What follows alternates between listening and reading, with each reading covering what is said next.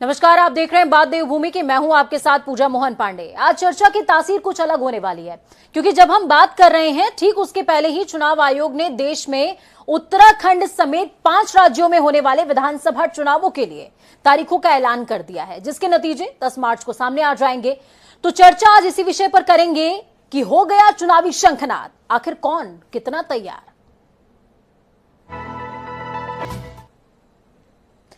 दल बदल, आरोप प्रत्यारोप, उत्तराखंडियत और धर्म, यानी कि हर जुगाड़ जुगत के साथ ध्येय सिर्फ एक है, सत्ता। लेकिन इस समीकरण को साधने के लिए आखिरकार कौन कितना तैयार है, यह बड़ा सवाल है। क्योंकि 2017 के चुनावी आंकड़े जो भी रहे हों, पर मौजूदा हालात अब तब्दील हो चुके हैं, बदल चुके हैं। दो प्रमुख दलों में एकता का अभाव है, तो आम आदमी पार्टी की एंट्री ने मुकाबले को त्रिकोणीय कर दिया है। सत्ता की डगर उतनी ही आसान नजर इस बार नहीं आती है। चर्चा की तरफ रुख करेंगे। चर्चा को अहम बनाने के लिए हमारे साथ में सुरेश जोशी मौजूद हैं, आरपी रतूड़ी मौजूद हैं, उमा सिसोदिया हमारे साथ में प्रवक्ता हैं आम आदमी पार्टी की मौजूद रहेंगी, यूकेडी से हमारे साथ मीडिया प्रभारी मौजूद हैं शिव प्रसाद सेमवाल। तो चलिए चर्चा का आगाज करते हैं, बीजेपी का रुख करते हैं। सुरेश जोशी हमारे साथ में जुड़े हुए हैं। सुरेश जी, क्या कुछ आप कहना चाहेंगे? तारीखों का ऐलान हो चुका है, आप कितने तैयार हैं?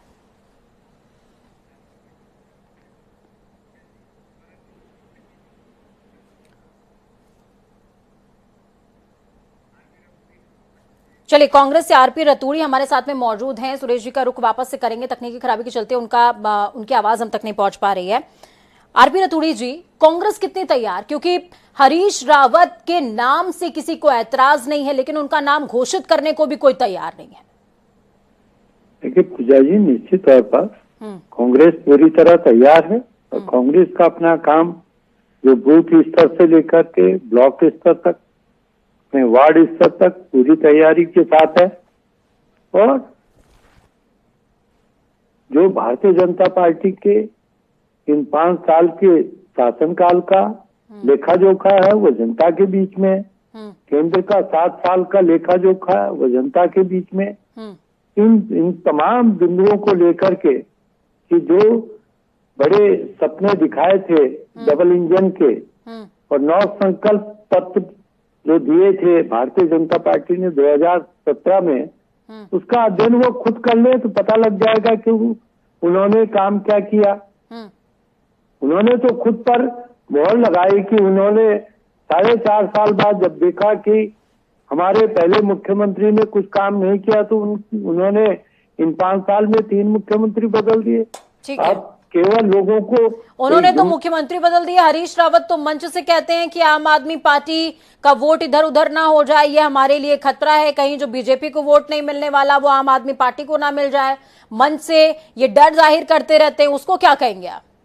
नहीं, ये डर नहीं है, ये लोकतंत्री व्यवस्था, अपनी बात कहने का अधिकार है, ठीक है, वो कहते हैं। पर कहीं आम आदमी पार्टी, दिल्ली मॉडल आप देख रहे हैं, दिल्ली में जो कोरोना काल में जो त्राहिमाम रहा, जितना वहाँ जनसंख्या है उसके अगर अनुपातिक आप देखेंगे तो सबसे अधिक मृत्यु दर रहा, सबसे अधिक अस्पतालों में महामारी के लिए गैस सिलेंडर की, जो गैस ऑक्सीजन गैस के लिए, बेड के लिए जो मारामारी थी, वो सबको पता है। तो वो मॉडल हमको, उत्तराखंड के लोगों को पसंद नहीं है। बेरोजगारी दर में आज भारत में नंबर 1 अगर है तो दिल्ली है।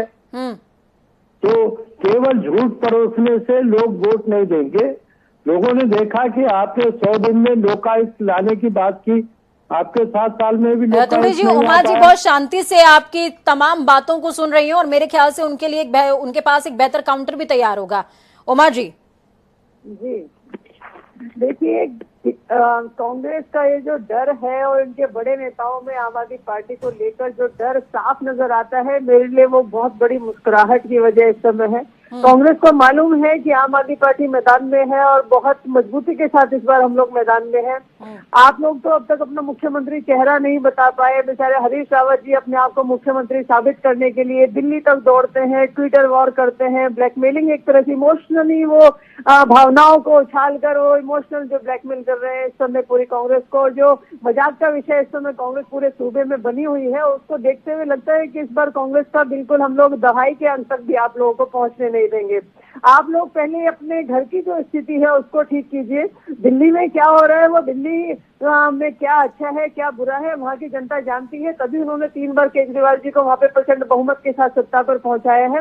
फिलहाल कांग्रेस इस बात पर मंथन जरूर करे कि इस बार 11 सीटें भी आ पाएंगी या नहीं आ पाएंगी। तो मेरा जो मुस्कुराहट है आज फिर रतूड़ी जी आप भी समझ सकते हैं, और अंदर अंदर क्या स्थिति है कांग्रेस की, ये कांग्रेस वाले भी बखूबी जानते हैं।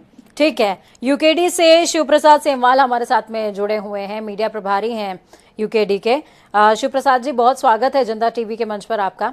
सबसे बड़ी बात यह है शिव प्रसाद जी, यूकेडी वो दल जिसने उत्तराखंड और उत्तराखंडियत की बात को हमेशा से सबसे आगे रखा, लेकिन आज बीजेपी और कांग्रेस उत्तराखंडियत की बात को आगे ले जाकर के यूकेडी को पीछे करते नजर आ रहे हैं, और यूकेडी का दूर दूर तक कोई अस्तित्व तक नजर नहीं आता है। क्यों? देखिए, आज से पहले जो नया राज्य ये बना था, तो नए राज्य बनने के साथ लोगों को पहले से ही जो जुड़ाव था भाजपा और कांग्रेस से, उसके मोह से और उसको समझने की उसका जिस तरीके से छल है राज्य की जनता के साथ, उसको समझने में राज्य की जनता को थोड़ा सा टाइम लगा। लेकिन अब लोग सब समझ गए हैं कि दिल्ली वाले दल सबसे बड़ा छल है और इनका एक ही हल है जो उत्तराखंड क्रांति दल है। और यही कारण है कि आज की डेट में यूकेडी नए सिरे से तैयार है और लोगों को भी लगता है कि भाई बीजेपी कांग्रेस से अलग होकर के एक क्षेत्रीय दल होना चाहिए। जिस तरीके से पूरे देश में क्षेत्रीय पार्टियां मजबूत हो रही हैं, उस तरीके से यूकेडी को भी होना चाहिए। ठीक है, तो क्या ये माना जाए सेमवाल जी कि यूकेडी इस बार बढ़त के साथ नजर आएगी, या यूं कहें कि अपने अस्तित्व की जमीन तलाशने में सफल हो पाएगी क्या?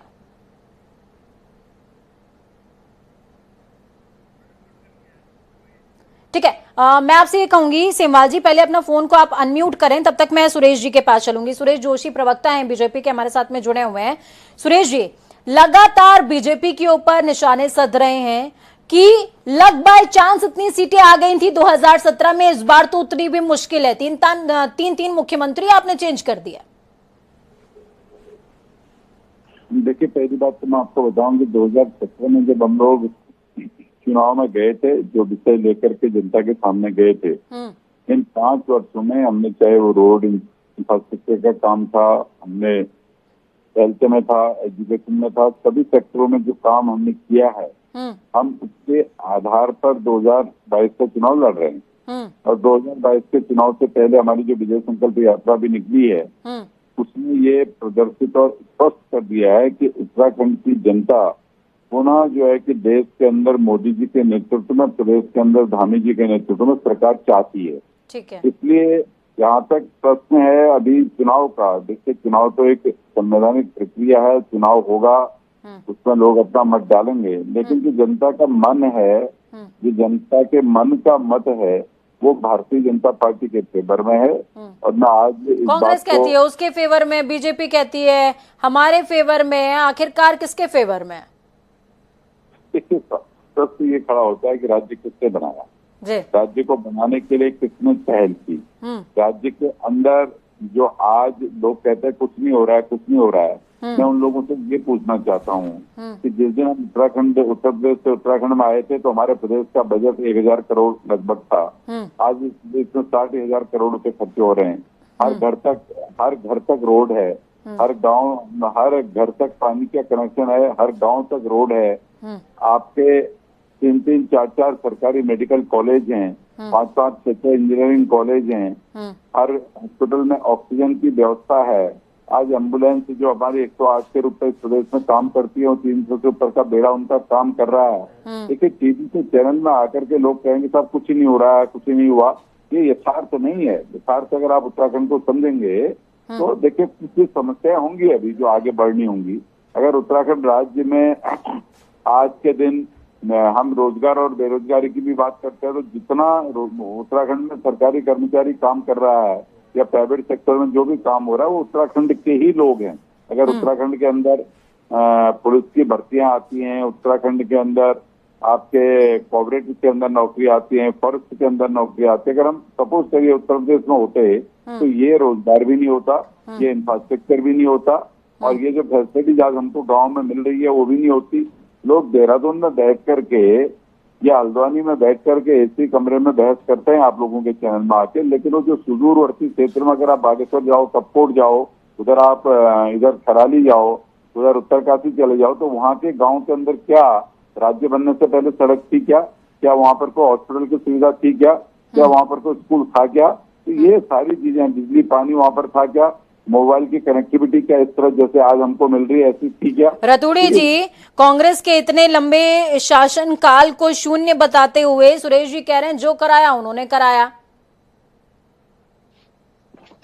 वो जानते हैं कि सुशीला तिवारी मेडिकल कॉलेज किसने बनाया, श्रीनगर मेडिकल कॉलेज किसने बनाया, अल्मोड़ा मेडिकल कॉलेज किसने बनाया, दून मेडिकल कॉलेज की स्थापना किसी, ये सब जमक जानते हैं। और नारायण दत्त तिवारी जी के कार्यकाल में वो जानते हैं कि सिरकुल किसने बनाया, चाहे वो सितारगंज का हो, चाहे हरिद्वार का हो, चाहे देहरादून का सेलाकुई का हो, ये भली भांति जानते हैं। और वो ये भी जानते हैं कि माननीय तिवारी जी के कार्यकाल में जो हमारे 96 ब्लॉक थे, इनमें ITI पॉलिटेक्निक उनके कार्यकाल में दिए गए। ये भली बहुत अच्छी तरह से, उन्होंने ये नहीं कहा कि ये बीजेपी ने किया, उन्होंने कहा कि उत्तराखंड बनने के बाद ये विकास भी हुए। माने कि आप कह रहे हैं कि वो स्वीकार कर रहे हैं कि कांग्रेस का भी योगदान रहा है।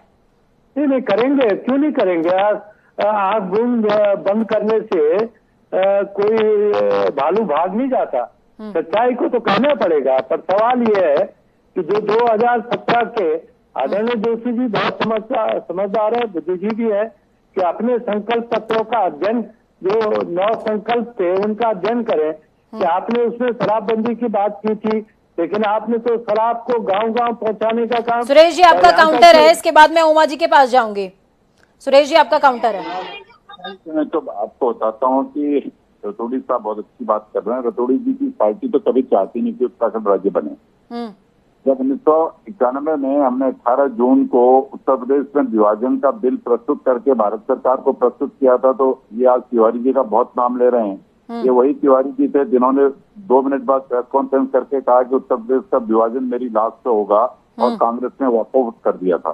1994 की मैं आपको घटना याद दिलाता हूँ, जब प्रदेश की सारी मातृशक्ति यहाँ के युवा आंदोलनरत थे, लाखों। ठीक है, घटनाओं को हम याद दिला लेंगे, घटनाओं को हम जहन में वापस से, तमाम जनता मौजूद है वो ताजा कर लेगी। लेकिन मौजूदा परिस्थितियों की अगर बात करें तो आम आदमी पार्टी विकास की बात करती है, वो कह रही है कि हम जनता के बीच में विकास के एजेंडे को लेकर के जाएंगे।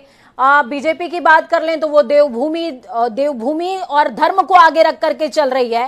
कांग्रेस की बात करें, उत्तराखंडियत को ये प्रोजेक्ट करते हैं, लेकिन चेहरा हरीश रावत का होता है। उमा सिसोदिया जी लगातार हाथ रेस कर रही हैं। उमा जी देखिए, मेरे दोनों भाई इस समय जिन बातों पर यहाँ पर चर्चा कर रहे हैं, मैं समझती हूँ वो इस समय अप्रासंगिक हो चुकी हैं। 21 साल पहले किसने उत्तराखंड बनाने का विरोध किया, किसने बनाया, किसने नहीं बनाया, हमें उन बातों पर नहीं जाना चाहिए। आगे इस उत्तराखंड को आगे बढ़ाने का रोड मैप आपके पास क्या है, बेटर है कि हम लोग उस पर चर्चा करें।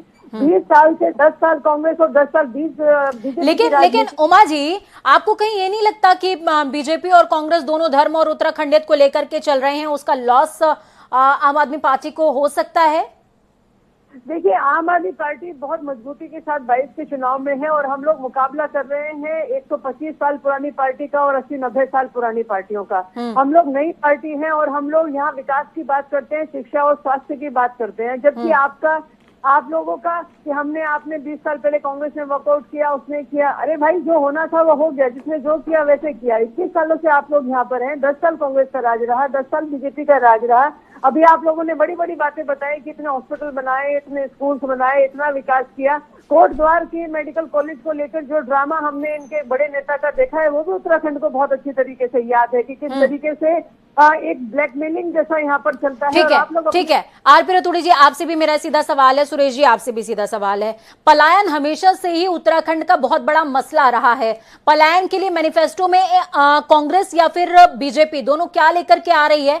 क्योंकि आम आदमी पार्टी का जो मैनिफेस्टो, जिस तरीके के वादे वो लगातार कर रहे हैं, उससे साफ तौर पर नजर आता है कि वो बिजली, पानी, रोजगार और इन तमाम मुद्दों पर केंद्रित होकर के बात करने की कोशिश कर रहे हैं। लेकिन बीजेपी और कांग्रेस के पास युवाओं के लिए क्या है, जिनका जिक्र उमा सिसोदिया जी अभी कर रही हैं?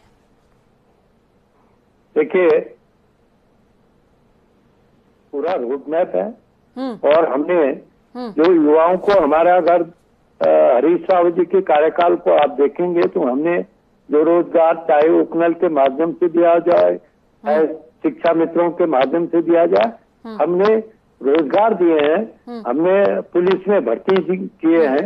इन्होंने भारतीय जनता पार्टी तो अब जाते जाते कह रही है कि हम 22,000 भरेंगे। अरे आपके पास 5 साल था, आपने भरे क्यों नहीं?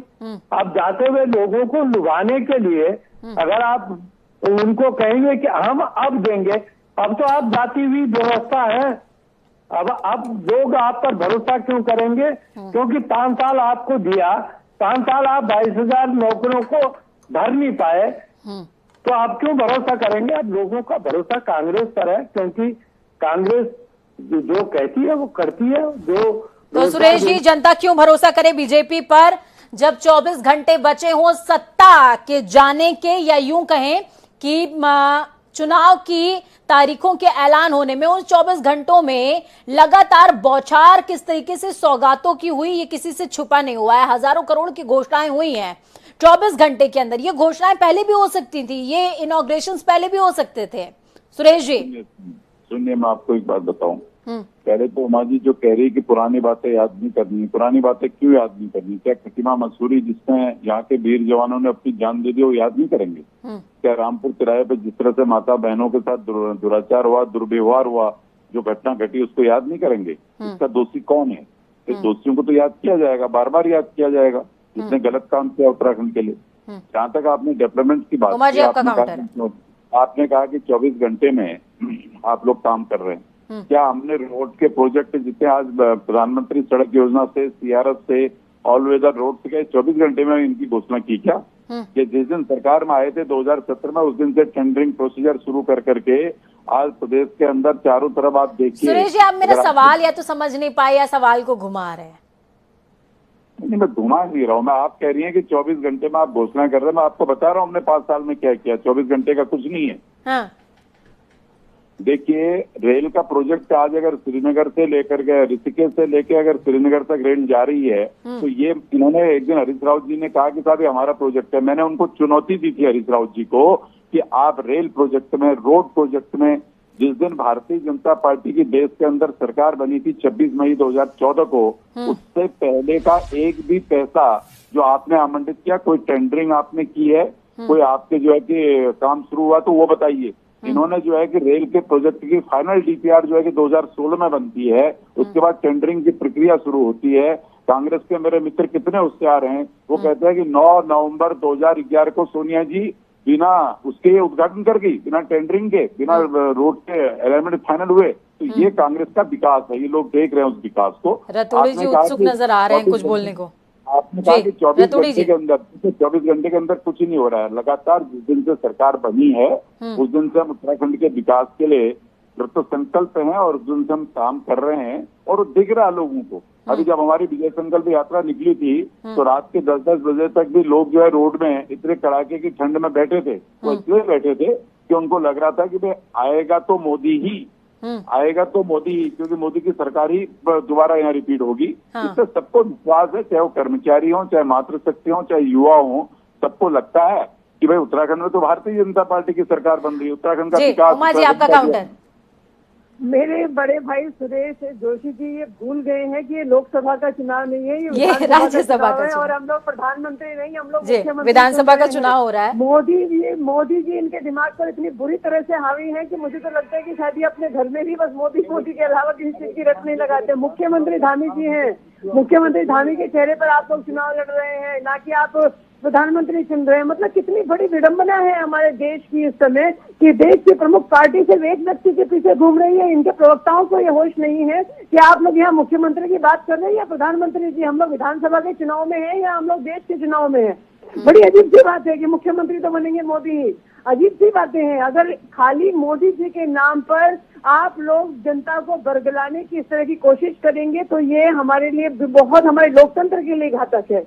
आप ये देखिए, आप इनसे एक चीज पूछे कि इनकी जो राज्य सरकार है पिछले 5 साल से उसने क्या क्या काम किए। इनसे आप ये क्वेश्चन पूछेंगे तो ये केंद्र की योजनाएं बताना शुरू कर देते हैं, क्योंकि राज्य सरकार ने सिवाय मुख्यमंत्री बदलने के अलावा कोई काम किया नहीं है। हर चीज पे मोदी जी के नाम पर वोट मांगने की जो राजनीति आज हमारे देश में है वो हमारे लोकतंत्र के लिए बहुत ज्यादा। मैं उम्मीद करती हूँ कि बेहतर काउंटर होगा आपके पास। देखिए, मैं पहली बात तो बताऊं कि केजरीवाल जी क्यों आ रहे हैं उत्तराखंड में। कर्नल कोटियाल के नाम पर वोट मांगो, पहला प्रश्न। दूसरा, इन्होंने कहा कि साहब मोदी के नाम पर वोट मांग रहे हैं। मोदी ने काम किया प्रदेश सरकार के साथ मिल करके इस प्रदेश को आगे बढ़ाने के लिए। इन्होंने कहा कि प्रदेश सरकार ने क्या किया, मैं बताता हूँ प्रदेश सरकार ने क्या किया। हमने अटल आयुष्मान की जो योजना इस प्रदेश के अंदर चलाई थी उसमें भी 4,07,000 लोगों को उस योजना का लाभ दिया है हमने इस प्रदेश के युवाओं के लिए 3 लाख रुपए तक का जो ऋण है वो बिना ब्याज के ऋण दिया, जिससे आज लाखों लोग जो है कि अपना रोजगार शुरू कर रहे हैं। कोरोना का जब साल था तो 200 करोड़ रुपया उन छोटे छोटे व्यापारियों को हमने दिया जो बेचारे कोरोना के वजह से दिक्कत पर आ गए थे। इस प्रदेश के अंदर 108 सेवा जो थी वो बुरी तरह चरमरा गई थी, जिसके टायर तक नहीं। रतुड़ी जी, आपके लिए यानी कि कांग्रेस के लिए और बीजेपी के लिए मेरे पास एक सवाल है, थोड़ा चुभने वाला सवाल है लेकिन सवाल है। रतुड़ी जी, पहले इसका जवाब मैं चाहूंगी कि आप दें। कांग्रेस जिस तरीके से हरीश रावत, प्रीतम सिंह, गणेश गोंदियाल और तमाम लोगों के बीच में जूझ रही है, ठीक है, वो जीतती हुई नजर आती है, दावे आप कर रहे हैं, लेकिन उत्तराखंडियत की बात आप करते हैं, थीम सॉन्ग लॉन्च करते हैं, उसमें हरीश रावत का चेहरा नजर आता है, प्रीतम सिंह नजर नहीं आते। हरीश रावत जब बयान देते हैं तो कहते हैं कि हम कांग्रेस का गाना गाएंगे, लेकिन फिर भी प्रीतम सिंह उनका अपोज करते हैं। तो एकता का ये जो अभाव है, ये अभाव कब भाव में तब्दील हो जाएगा कि अब हमें सत्ता प्राप्त करनी है एकता के साथ? देखिए पूजा जी, हमारा सिंबल क्या है, चुनाव चिन्ह क्या है? प्रीतम सिंह जी भी उसी की बात करते हैं, हरीश रावत जी भी उसी की बात करते हैं। और तो सत्ता की जो अभिलाषा है उसको कैसे दूर करेंगे? एक मिनट, आपने प्रश्न पूछा, जरा जवाब दे दूं। बिल्कुल। ये लोकतंत्र व्यवस्था की पार्टी है, इसमें अपनी बात कहने का अधिकार सबको है। ये भाजपा की हिटलरशाही की नहीं कि जो तुगलक की फरमान जारी हो गया उस पर सबको। अभी मेरी बहन कह रही थी उमा जी कि ये अंधभक्तों की व्यवस्था ये है कि प्रदेश में चुनाव हो रहा है और धामी जी का नाम नहीं। अरे भाई, कोई भी योजना अब आप नकारेंगे। आपने 9 किलोमीटर की कश्मीर में टनल को अगर मोदी जी ने उसका लोकार्पण किया तो ये क्या यूपीए सरकार ने नहीं बनाई थी? आपने अगर आसाम में 8.5 किलोमीटर। रतुड़ी जी, समय कम है, सुरेश जी से भी मैं इसी सवाल का जवाब चाहूंगी। एकता की कमी को कैसे बीजेपी दूर करेगी? सुरेश जी बहुत जल्दी जवाब दें। नहीं, हमारे यहाँ तो सब लोग एक होकर के काम कर रहे हैं। मोदी जी का नेतृत्व है, धामी जी हमारे युवा नेता हैं प्रदेश के, मदन कौशिक जी प्रदेश अध्यक्ष हैं। सब लोग संगठन, सरकार और हमारा नेतृत्व तीनों मिलकर काम कर रहे हैं। लेकिन सीटों के विवाद को कैसे सुलझाएंगे? सीटों के विवाद को कैसे सुलझाएंगे? सीटों के विवाद को कैसे सुलझाएंगे? हरक सिंह रावत कहते हैं कि मैं यहां से नहीं यहां से लड़ना चाहता हूं, फिर उस क्षेत्र में जिसने अपना गढ़ बना लिया है वो कहता है कि भाई हम लड़ने नहीं देंगे, विधानसभा के सामने आमरण अनशन पर बैठ जाएंगे। ये तमाम चीजों को कैसे सुलझाएंगे? छोटी छोटी चीजें हैं लेकिन ये बड़ा मसला बन सकती हैं। सुनिए, ये वो पार्टी भी नहीं है कि जिस पर अगर मुख्यमंत्री बदला जाता है तो दूसरा मुख्यमंत्री पार्टी छोड़ के नया मुख्यमंत्री बन जाता है।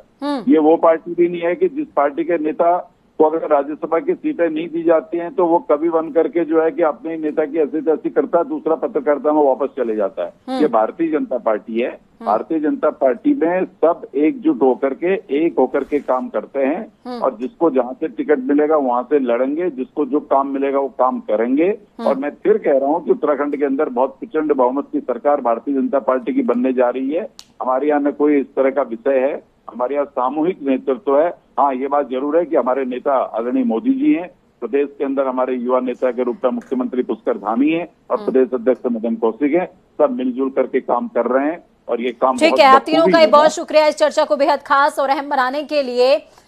जिस तरीके से चर्चा हुई वो साफ तौर पर बयां करती है कि प्रोजेक्ट कुछ भी किया जाए, आगे मोदी जरूर रहेंगे। और उत्तराखंडियत की बात हो, लेकिन हरीश रावत का चेहरा धूमिल नहीं होने देंगे। कांग्रेस का मतलब अगर हरीश रावत और बीजेपी का मतलब अगर मोदी हो गया है, तो जनता किधर जाए? क्या वो रुख आम आदमी पार्टी का करेगी या किसी और दल का चुनाव करेगी? बहुत सारे मसले हैं जिनको अभी सुलझना तमाम दलों को, तमाम सियासी दलों को अपने अंदर ही खोजने होंगे। वक्त छोड़ने से ब्रेक के उस पार खबरों का सफर लगातार जारी है। बने रहिए हमारे साथ। नमस्कार।